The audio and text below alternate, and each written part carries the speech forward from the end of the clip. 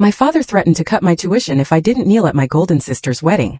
They still saw me as their useless daughter. What they didn't know was that I graduated top of my class, was earning six figures, and came back to turn their perfect day into a nightmare. Okay, picture this. My phone lights up with my father's name for the 5th time that morning, and a chill runs down my spine because I knew exactly what he wanted. Not a, "How are you?" Not an, "I'm proud of you." Just a cold, hard demand. "You will attend your sister's wedding or forget about college. We're done paying." He thought I'd panic, that I'd crawl back just like I always had. But what he didn't know, I had already graduated from one of the top universities in the country with honors on a full scholarship. While they thought I was wasting away at community college, I was secretly building a life they never imagined I could have without them. I had a 6-figure job, my own apartment, and zero debt. They had no control over me anymore. So I booked a first-class flight home. Not to beg, not to obey, but to expose the truth they refused to see. They wanted me at that wedding? Fine. But I wasn't coming as the forgotten daughter. I was coming as the storm. Stay with me, because what happened next destroyed their picture-perfect day, shattered their golden daughter's fantasy, and forced my entire family to face a reality they tried so hard to ignore. This isn't just a story about revenge. It's about power, truth, and finally taking back what was stolen from you. And by the time that wedding was over, no one, and I mean no one, looked at me the same again. Let me tell you exactly how it all unfolded. My name is Elena Walker, and I was 26 years old, living in this high-rise apartment overlooking Lake Michigan. By day, I was a data analyst for one of Chicago's top tech firms. By night, I studied code, saved religiously, and just relished the quiet reward of a life I had built entirely on my own terms. No one in my family knew just how far I'd come, and honestly, it wasn't because I was ashamed. It was because they never bothered to ask. After years of being overlooked, forgotten, and dismissed, I just stopped offering information they didn't want. I was sipping coffee at my glass desk when his name lit up my phone for that 5th time. I didn't move. I didn't even flinch. The screen buzzed once, twice, then just stilled. It was followed by an email. Subject line: "Your sister needs you. Last chance." I didn't need to read the body of the message to know what it said. I'd grown up decoding my father's tone long before I learned to read words on a page. But I read it anyway. "Lily's wedding is the most important event of her life." It read, "Be there or forget about any future support." No greeting, no inquiry into my well-being, no hint of acknowledgement that the last time we'd spoken, I was 19 and standing at a bus terminal with 2 suitcases and a backpack. Just the same tone that had echoed through my childhood. Cold, commanding, final. Then came the voicemail. My father's voice filled the room like a storm cloud. "This has gone on long enough, Elena. Your sister's wedding is in 2 weeks. The festivities start this weekend. If you can't put aside whatever bitterness you're holding, don't expect another dime from this family. Your mother is beside herself with worry." Bitterness. That's what they called it. Not distance, not survival, not self-preservation. Bitterness. The truth was simpler. I had left their home 7 years ago and hadn't looked back. I hadn't run away in anger, though trust me, there was anger. But mostly it was quiet resolve. I'd known, even at 17, that if I stayed, I would slowly disappear. One overlooked test score at a time. One ignored trophy. One forgotten birthday. To them, I had always been the other daughter. The one who followed the rules, cleaned up after herself, and got straight A's without being asked. While Lily, beautiful, dramatic, adored Lily, had basked in every spotlight, even the ones she didn't earn. The last time I'd come home, Lily was being praised for getting a role as tree number 2 in a middle school play. I had just won the state science fair. My parents forgot to show up. It wasn't personal, I used to tell myself. It was just the way things were. So I stopped expecting anything. I found scholarships, worked nights tutoring math, forged an acceptance letter to a local community college, while quietly accepting admission to Columbia. I'd mapped out my independence like a military operation.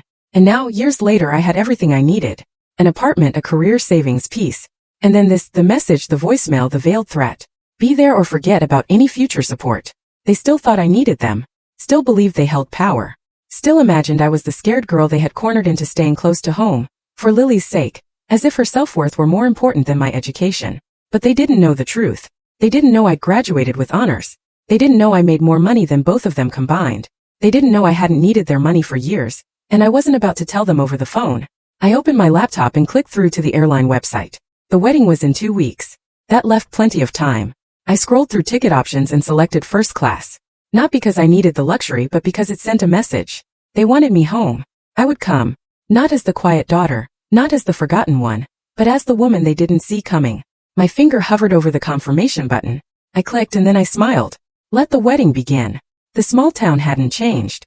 The roads were still cracked in the same places they'd been a decade ago. The welcome sign still slightly leaning to the left. But as I stepped out of my rental car and stood at the base of my parents' front porch, I knew I had changed. I rang the bell, but the door swung open before it chimed. My mother stood in the doorway holding a clipboard, her eyes scanning my face like I was a stranger. "Elena," she said flatly, "you made it." No hug, no smile, just a quick glance behind her, as if checking whether the neighbors had seen me arrive. Inside, the house smelled of vanilla candles and something chemical fresh paint, maybe. The living room was unrecognizable, buried under piles of tulle, ribbon and white cardboard boxes labeled bridesmaid kits, and programs to fold. "You can put your bag over there," my mother said, gesturing vaguely toward a corner. "We need help getting the welcome baskets done before 4. I hadn't even taken off my coat. "I just walked in the door," I replied. My mother looked up then just for a second. "Well, now you're here. Be useful." It felt like stepping back into a role I thought I'd outgrown. I'd come prepared for cold shoulders, but not for complete invisibility.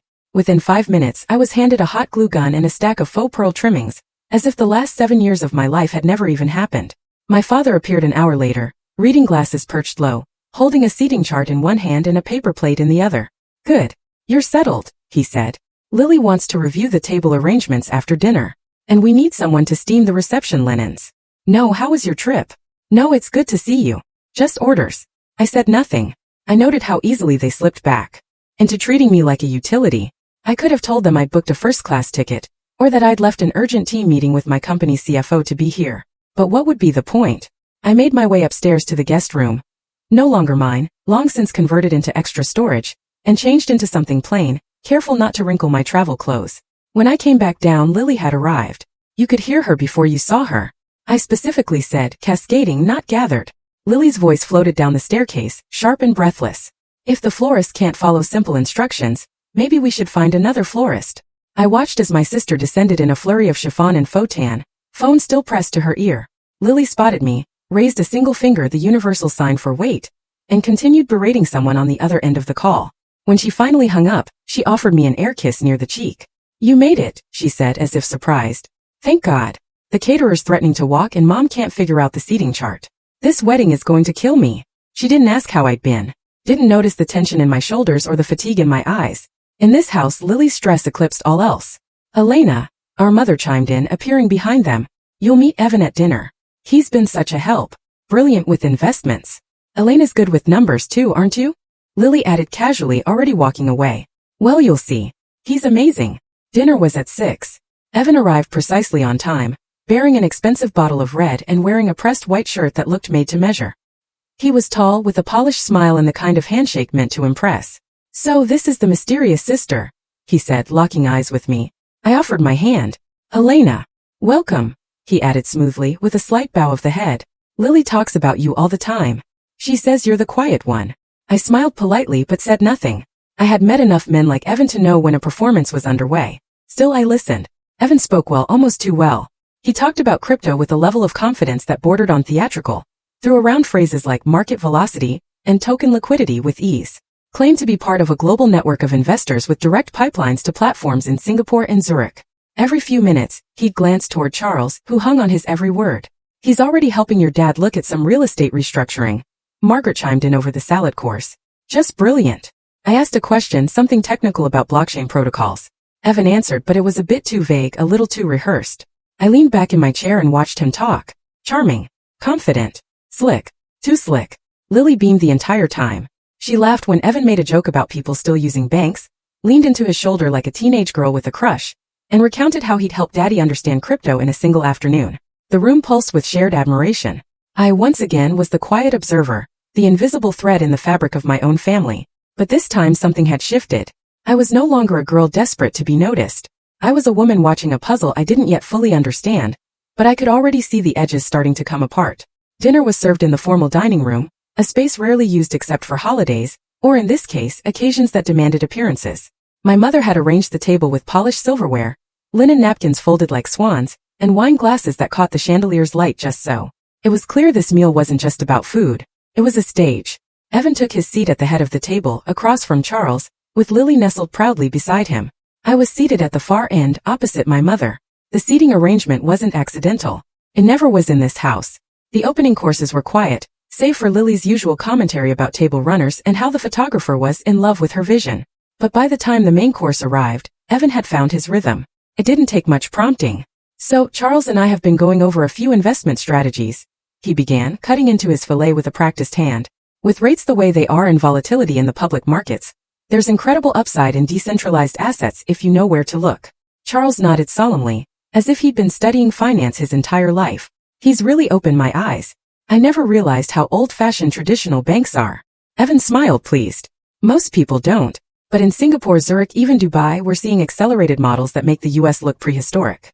The institutions overseas are already shifting their portfolios. I'm working closely with a group that's offering pre-IPO tokens for a blockchain firm with government partnerships in Asia. Very exclusive. Lily, sipping her wine, leaned forward. Tell them about the yacht. Evan chuckled. Well, last month I met with one of our angel investors on his yacht. In the Adriatic.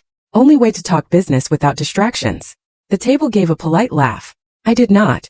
Instead, I picked up my fork, calmly placed it down again and asked, which platform are the tokens being issued on? Ethereum, Solana, or something proprietary? Evan blinked. It's a proprietary setup. We've built it on a hybrid framework that optimizes both transaction speed and security. Interesting, I said. Even hybrid chains can be tricky. What protocol are you using to handle smart contract deployment? There was a pause. Subtle, but it was there. Evan smiled again, but it took a moment longer to reach his eyes. It's a layered approach, he said, waving vaguely. We focus more on strategic outcomes than the technical nitty-gritty. The tech people handle that. My mother jumped in quickly, sensing a shift. What matters is that Evan gets results. He's already helped Charles rethink our entire portfolio.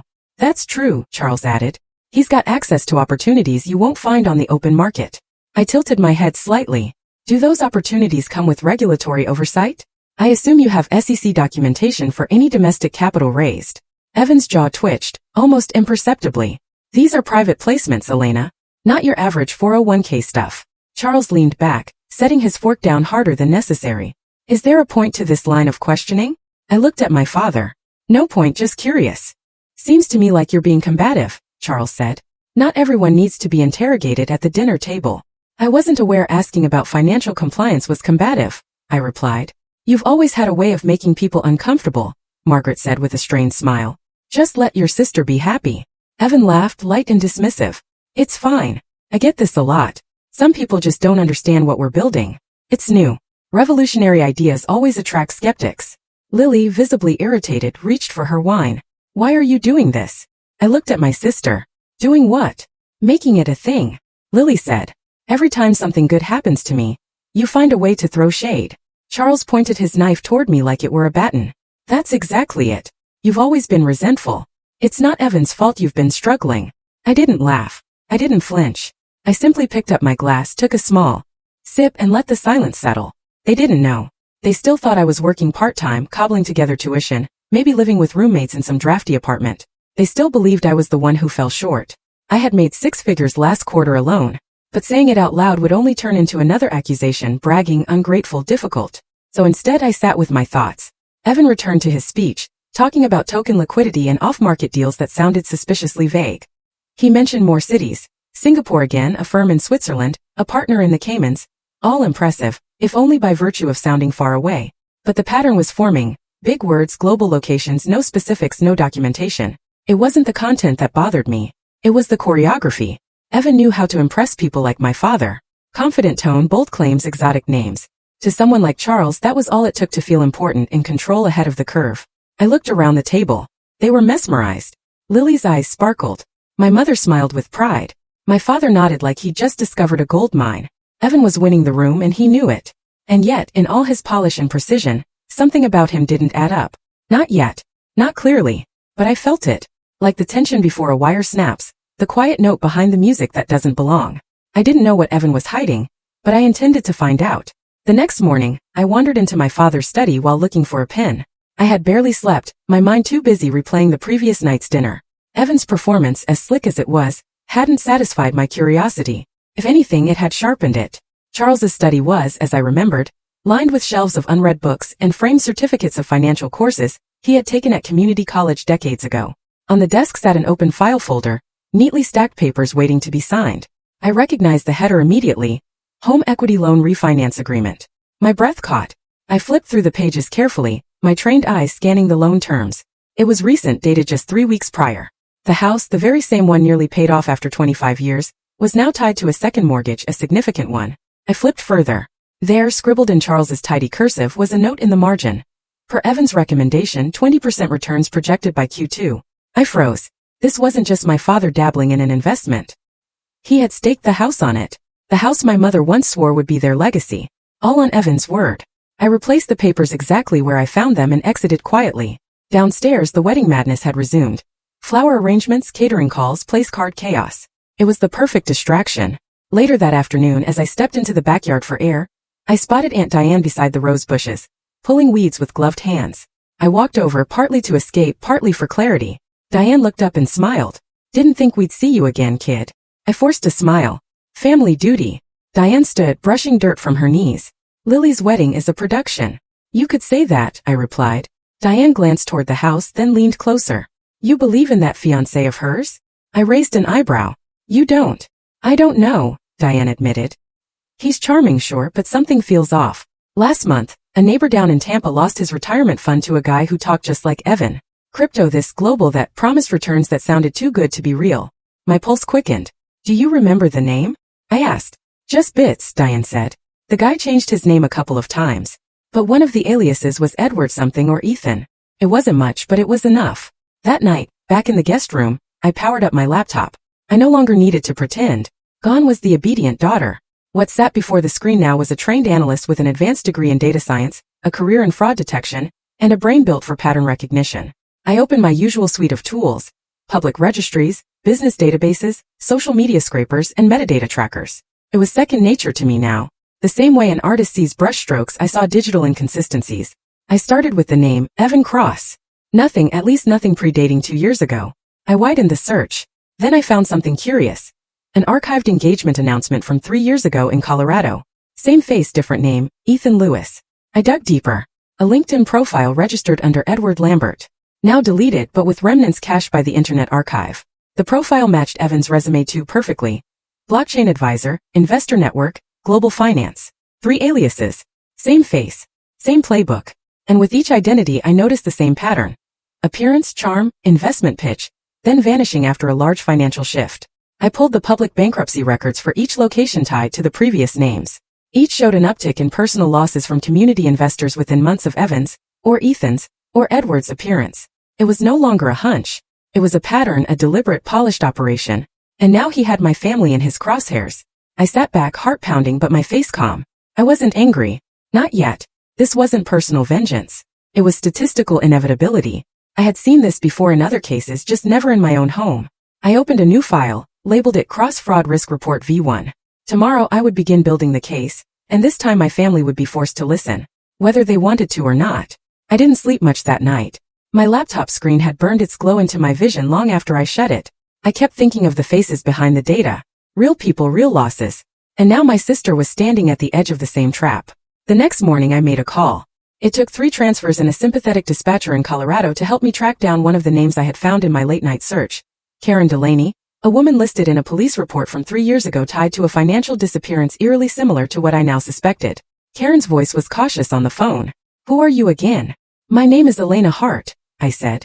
You don't know me, but I think the man who nearly ruined your life is about to do the same to my sister. There was a long pause. Then where can we meet?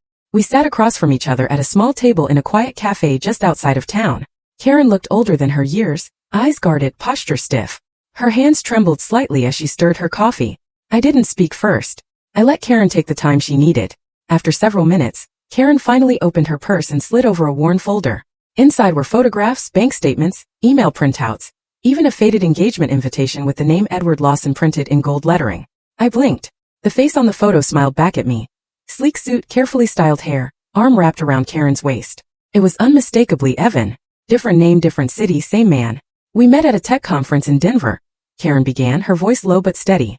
He said he was building a new crypto platform, something revolutionary. I didn't understand all of it, but he made it sound real. He made me feel like I was part of something big. She looked away for a moment, as if ashamed of the memory. He proposed 6 months later. My family was thrilled. He was charming, helpful, everyone loved him. He convinced my parents to co-sign a loan for our new place. I wired him $60,000 for a pre-investment opportunity. He said had to be made fast. 3 days before the wedding, he vanished. Karen lifted her sleeve slightly. revealing a delicate tattoo near her wrist. A date. I got this to remind myself never to ignore red flags again. I felt a knot forming in my chest. Did the police find him? They tried, Karen said bitterly. But the money was routed through offshore accounts. No contract, no direct trail. It was ruled a civil matter. Just like that he was gone, and I was left with debt, shame, and a mother who still asks what I did wrong. My hands tightened around my coffee cup. I thought I was alone, Karen added quietly. Until you called. You're not, I replied. He's using a new name now. Evan Cross. He's engaged to my sister Lily. The wedding is in 5 days. Karen inhaled sharply. 5 days. That's when he disappears. I nodded. He's already convinced my father to refinance the house. My mother's retirement fund is in. I need proof. Real proof. Karen reached into the folder again and pulled out a USB stick. I saved everything. Even after the police said it wasn't enough. Emails, voicemails, texts. And there are 2 more women I've spoken to over the years. Same pattern, different names. I took the drive, my jaw set. Thank you. This changes everything. Karen leaned forward, her voice more forceful now. Your sister won't believe it until it's too late. I didn't. Not when my best friend tried to warn me. Love makes you blind. I don't need her to believe me yet, I said. I just need to be ready when everything starts to crack. As I stood to leave, Karen grabbed my wrist. You seem like the kind who keeps her promises, she said. So promise me something. I looked her in the eye. Don't let him ruin another life. I won't, I whispered. He picked the wrong sister this time. As I stepped out into the cool morning air, the weight of Karen's pain settled over my shoulders, but so did a growing fire. This wasn't just about saving Lily anymore. It was about justice for every woman who had been deceived, every parent who had been tricked, every future that had been stolen. And this time I had the skills, the tools, and now the proof. Evan's perfect game was about to be exposed, and Elena Hart would be the one to do it. The living room felt colder than usual, despite the late afternoon sun casting a golden hue across the hardwood floors. I stood by the coffee table, my laptop open, a stack of printed documents beside me. My heartbeat echoed in my ears, but my voice remained steady. I need all of you to listen carefully, I said. My father, Charles, sat stiffly on the leather armchair, arms crossed. Margaret hovered near the fireplace, pretending to tidy a flower arrangement that didn't need fixing. Lily was curled up on the sofa, a silk robe draped around her, her eyes rimmed with excitement and exhaustion from wedding planning. Evan, the charming fiancé, leaned casually against the wall, swirling a glass of wine, his confidence undisturbed. I connected the laptop to the television and brought up a slideshow. The first photo appeared. Evan's face, smiling, clean-cut, but under the name Edward Lawson. The room shifted. Then the next. Ethan Lewis, same face, different background, next to another woman in an engagement photo. A bank statement followed, showing tens of thousands transferred before a wedding that never happened.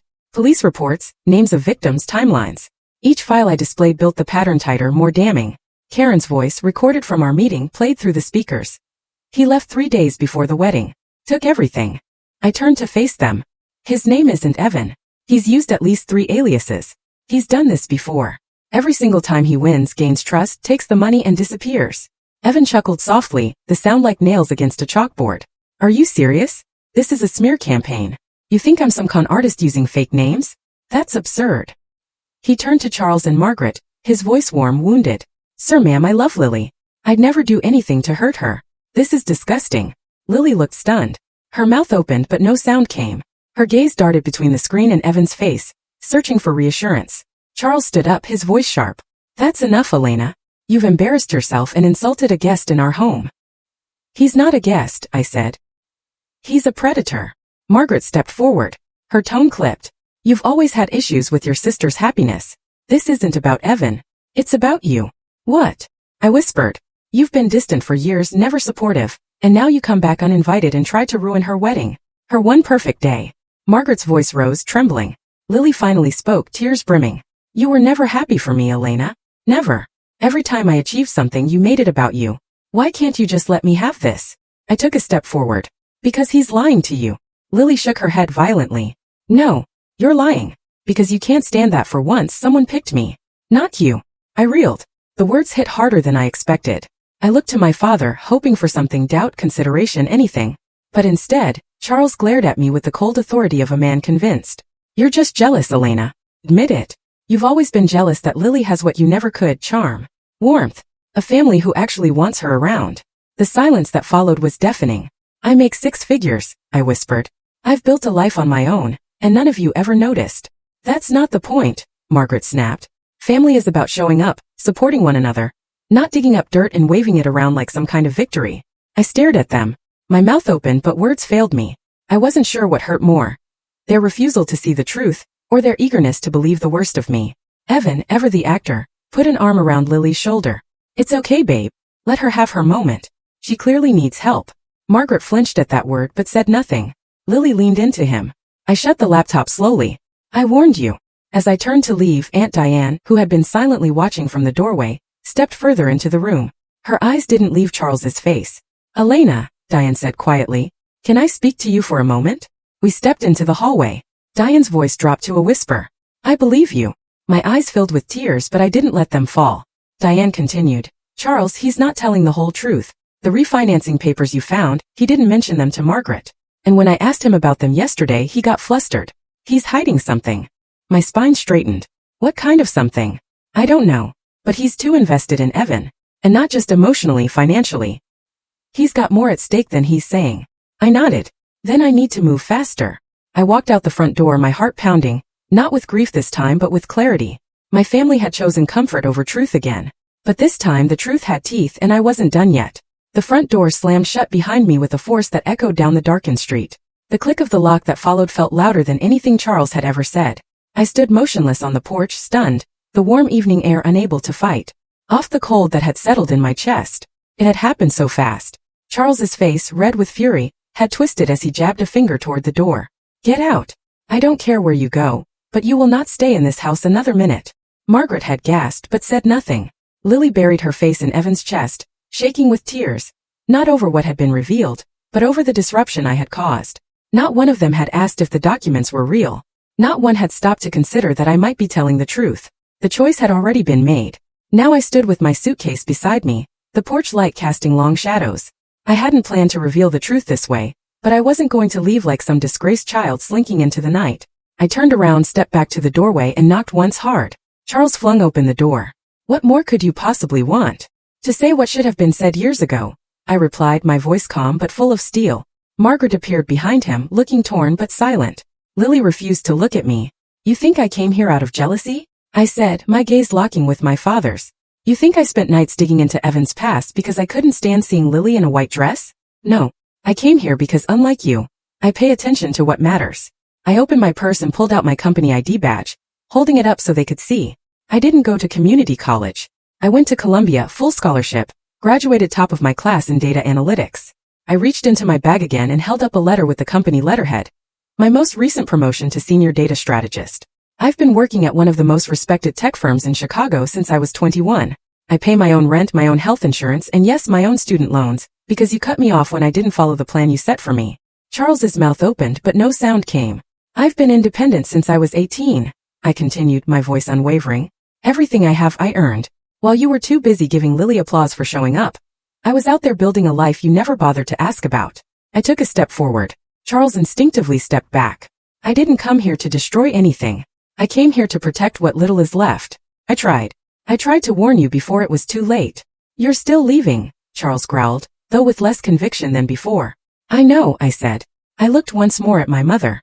Margaret's lips quivered, but she said nothing. Then at Lily, who still clung to Evan like he was her last chance at happiness.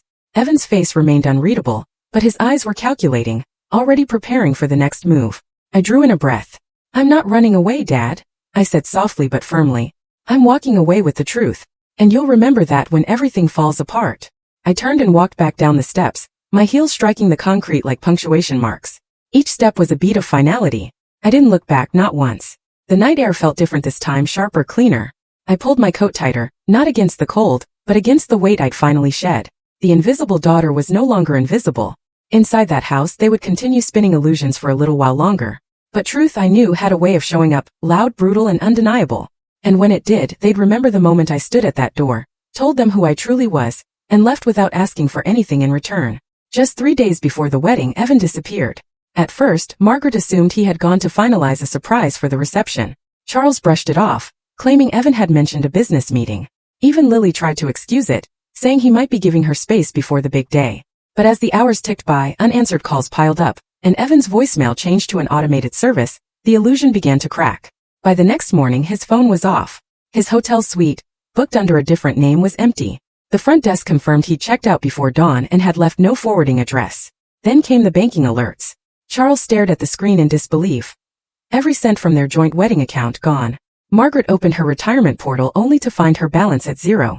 The mortgage account, refinanced just a few weeks prior, now showed a massive balance due with no sign of repayment.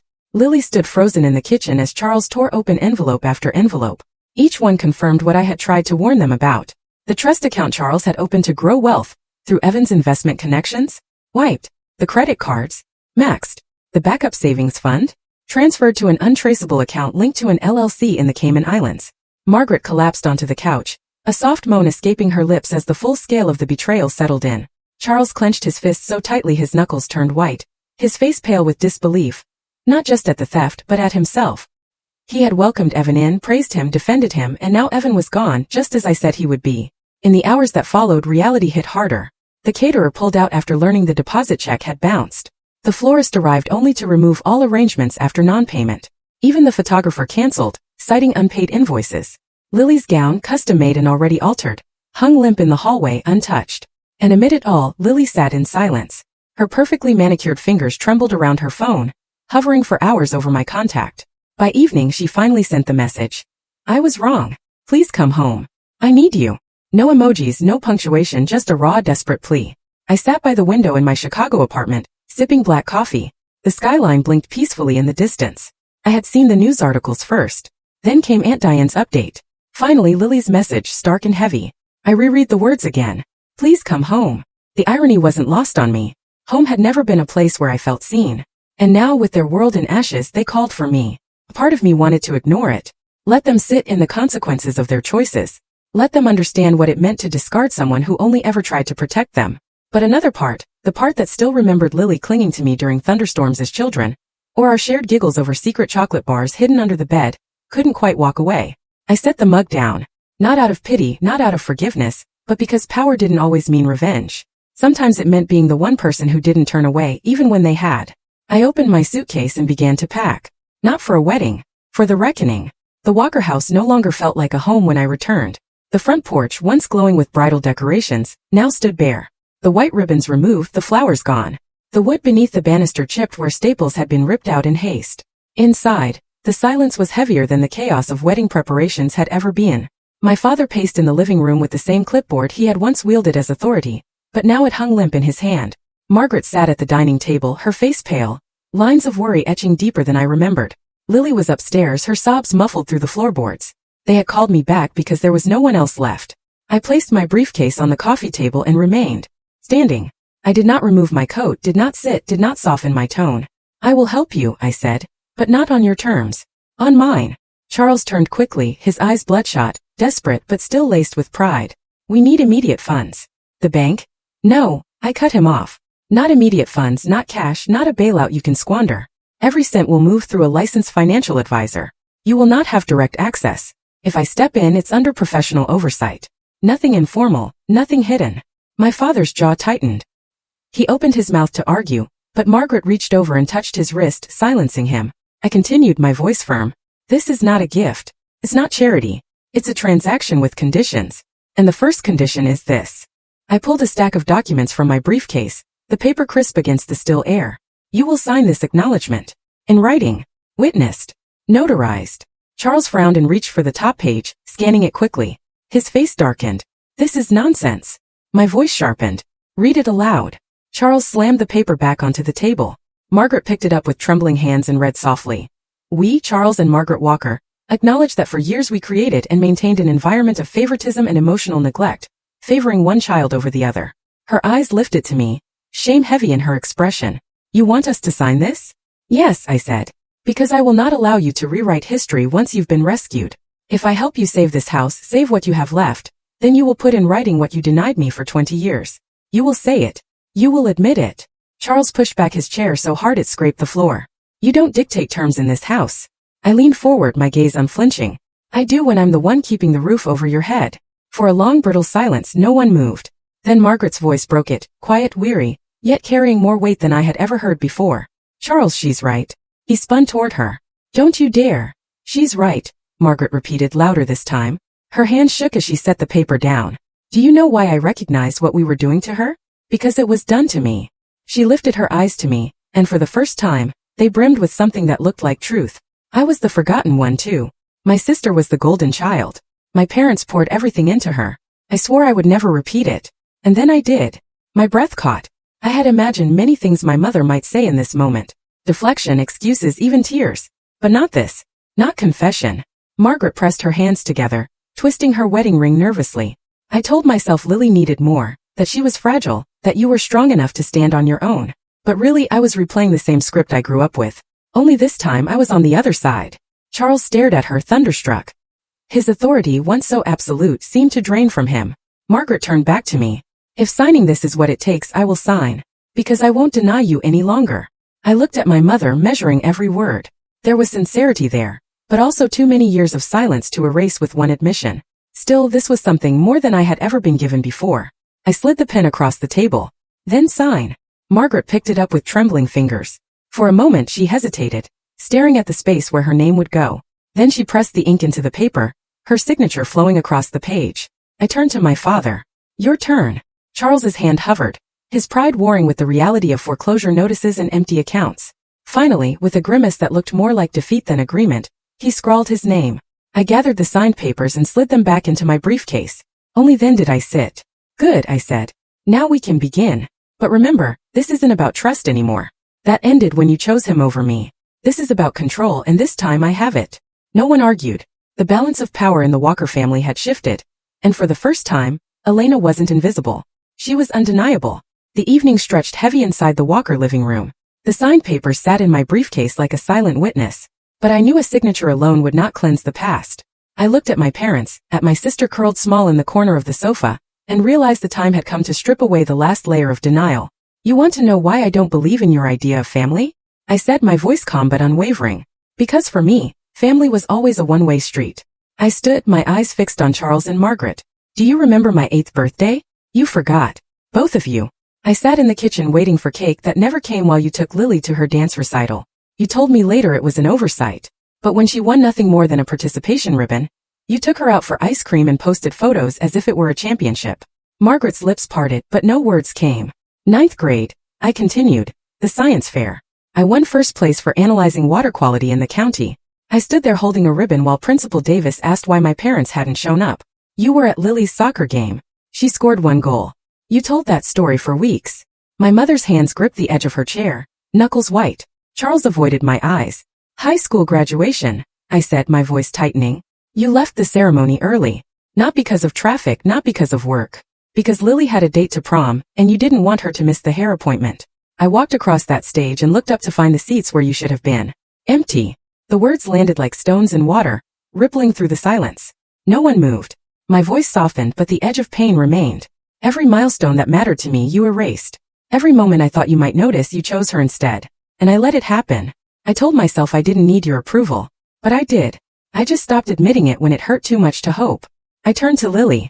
Her eyes were glassy, rimmed with mascara smudges. And you, I said. You knew Evan wasn't right, didn't you? Lily flinched. For a moment she looked like she might deny it. But something in my stare held her there, pinned. Finally she whispered. I saw things. I knew something was off. What things? I pressed. Lily swallowed hard. He was secretive about his phone. He changed his story sometimes about where he'd been. He promised money from investments that never showed up in our accounts. I thought maybe I was imagining it. No, I said. You thought maybe I was right. And that was unbearable because if I was right, then you weren't the chosen one anymore. So you ignored the truth. Tears spilled down Lily's cheeks. I wanted one thing, just one thing where I finally had more than you. And if it meant pretending, if it meant looking away, I did. The confession hung in the air like smoke. No one reached to comfort her. No one spoke. Charles leaned back, his face pale, his authority drained. Margaret pressed her hands to her face, her shoulders shaking. The weight of my words, Lily's admission, the collapse of everything they had built on favoritism and illusion. It all pressed down on the room until even the walls seemed to groan with it. I stood tall in the center of it, no longer invisible, no longer silenced. I had laid bare the truth, and for once there was no quick rebuttal, no dismissive laugh, no easy defense. The house was quiet except for Lily's sobs and the steady tick of the grandfather clock in the corner. For the first time in years there was no argument left. No excuse to cling to. Just silence, heavy, final. The last wall had fallen, and nothing stood between them and the truth anymore. The days after Lily's confession were strangely quiet. The house no longer hummed with denial, but with the hollow echo of people forced to sit with what they had ignored for too long. I thought perhaps that was the end of it. Evan had vanished. His pattern exposed, his grip broken.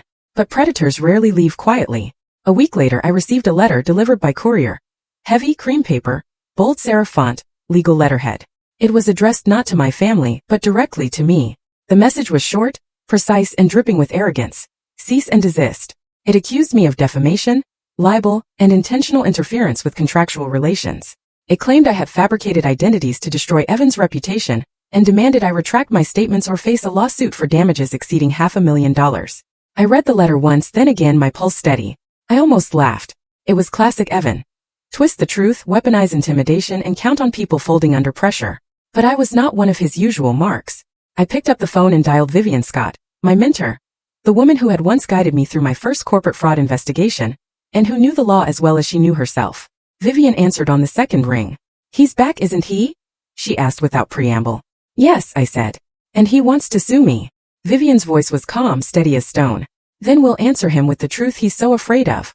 That evening, we spread the evidence across Vivian's conference table. Not just the screenshots I had collected, but the testimonies Karen had given, the police reports from Colorado, the archived records of Evan's aliases, and bank statements that traced his disappearing acts from state to state. Vivian reviewed each document, annotating margins with legal codes and case precedents. "This isn't defamation," she said firmly. "This is exposure. What he doesn't realize is that by filing this threat, he's handed us an opening." I leaned forward. "You mean federal?" Vivian nodded. "Interstate fraud, multiple victims, financial institutions involved. This isn't just civil anymore. It's criminal, and the feds don't like men who move stolen money across borders." Within a week the tone shifted. Evan had intended to scare me into silence, but instead, he found himself facing inquiries. Letters went out to the women he had scammed before, requesting statements. The files Vivian assembled were forwarded to contacts in federal enforcement. The story was no longer about one family's heartbreak. It was about a pattern of theft stretching across 3 states and countless bank accounts. Evan tried to fight back, of course. He sent another letter, full of legal jargon and bravado. He called Lily late at night, his voice dripping with false tenderness, insisting I was lying, that they were meant to be, that he could still fix everything. But Lily, broken from the wreckage of her own denial, hung up on him. The breaking point came 2 weeks later when federal agents visited the Walker home to ask questions. Word spread quickly through the neighborhood. Evan's charm had collapsed into a liability, his name now whispered with suspicion rather than awe. He didn't show up to file the lawsuit he had threatened. He didn't appear in court at all. By the time investigators traced the accounts linked to his aliases, Evan Cross, Edward Lawson, Ethan Lewis, he had already vanished again, fleeing ahead of the net closing in. But this time it was different. He wasn't disappearing with their money. He was disappearing because he had no other choice. For once he was the one running. I stood outside the courthouse steps with Vivian at my side, the spring air cool against my skin. I wasn't triumphant, not in the shallow sense. There was no joy in watching my sister's heartbreak or my parents' pride dissolve. But there was justice, real, tangible justice that went beyond family dynamics and personal grudges. Evan's game had been dragged into the light, and light had a way of burning through even the most carefully constructed illusions. Vivian placed a hand on my shoulder. "You did it," she said. I shook my head. "We did it. All of us who refused to stay quiet." I thought of Karen, of the other women who had been too ashamed to speak, of Lily, who had ignored the truth until it crushed her, of myself, the invisible daughter who had finally forced everyone to see. Evan was gone. This time not as the victor, but as a fugitive, and I knew deep down that was the true end of his story. The City Hall auditorium was filled with warm light, and the hum of anticipation. I stood at the edge of the stage, a plaque heavy in my hands, my name etched in bold lettering. Community Leadership Award. The applause that washed over me felt different than any recognition I had ever received. It was not forced or obligatory. It was genuine, a chorus of people who saw me for who I was, not for the role I had been forced to play in my family's drama. I smiled as the cameras flashed, but more than that, I felt steady, grounded in the life I had built on my own terms. In my acceptance speech, I spoke not of betrayal or revenge, but of visibility. I told the crowd about the countless children who had grown up overlooked, their achievements muted by louder voices, their dreams dismissed as inconvenient. Worth, I said, does not come from those who fail to see us. It grows from within. But sometimes all it takes is one person to say, "I see you," and a life changes forever. The audience rose to their feet, the sound of their clapping echoing in my chest like a promise kept. That night, at a smaller gathering with colleagues and friends, I announced the launch of the Visibility Grant, A scholarship for academically gifted students whose accomplishments had gone unnoticed. It would pay for their tuition, housing, and books. It would ensure no one else had to build a secret life in the shadows just to survive. The words tasted right as I spoke them. Not just a plan but a legacy. After the crowd thinned, Aunt Diane approached, her eyes shining with quiet pride. She waited until we were alone before speaking. "You know, Elena," she said softly, "you weren't as alone as you thought." I tilted my head, curious. Diane continued, "That first year at Columbia, the scholarship didn't cover everything. You must have wondered how you managed to scrape by. It was me. I sent the money. Anonymous. I wanted you to have a chance I never had." For a moment I couldn't speak. My throat tightened. My vision blurred. Diane placed a hand over mine. "I couldn't watch you be buried the way I once was. I saw myself in you, and I wanted to give you the start I never got." I squeezed my aunt's hand, gratitude radiating from my chest. I thought of all the nights I had stayed up in my dorm room calculating every dollar, believing I was utterly on my own. To know now that someone had quietly been in my corner, it changed the shape of my memories, softened the edges. "Thank you," I whispered, and Diane only smiled, as if she had been waiting years to hear it. Later, back at my home office, I sat with my laptop open, drafting the first announcement for the scholarship fund. The glow of the screen lit my face as I worked, every keystroke a small act of defiance against the silence that had once smothered me. I paused when a new email notification appeared. The subject line read simply, "From Lily." My chest tightened as I clicked it open. The message was short. "I know I don't deserve your forgiveness. I know I can't undo what I did, but I wanted you to know I had a daughter. She's healthy. She's beautiful. And I thought maybe you'd want to meet your niece. Do you?" I leaned back, staring at the words. For years, my sister had been both rival and wound. Now here was a bridge extended, fragile and trembling. I didn't know if I would cross it, but I knew the choice at last was mine. I rose and moved to the window. Outside, the city stretched in a sprawl of lights, vast and alive. My reflection looked back at me. Not the invisible daughter. Not the neglected child. But a woman who had reclaimed her own worth. The glass was cool against my fingertips as I whispered to myself, steady and certain. I chose freedom. And I do not regret it. So that was Elena's story. The invisible daughter who was forced to her sister's wedding under threat, only to return stronger than ever, expose the fraud and reclaim her worth. She walked away with the truth while her family was left to face the consequences of ignoring her all those years. Some might say she was too cold. Others might say she finally gave them exactly what they deserved. But in the end, Elena chose freedom and she chose it on her own terms. Now I want to hear from you. If you were in Elena's shoes, would you have done the same? Would you walk away and let them learn the hard way? Or would you stay to repair what was broken? Thanks for watching. Take care. Good luck.